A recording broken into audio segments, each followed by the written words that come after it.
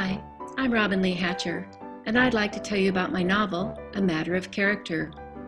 Daphne McKinley, a single young woman of good fortune, has a secret.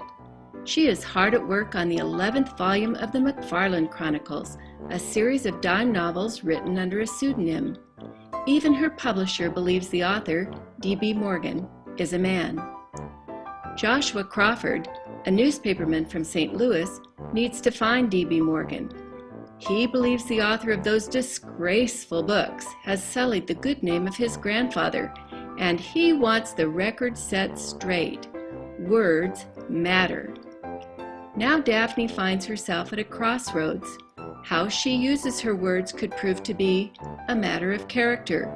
And if she chooses wrong, they could also cost her the heart of the man she's come to love.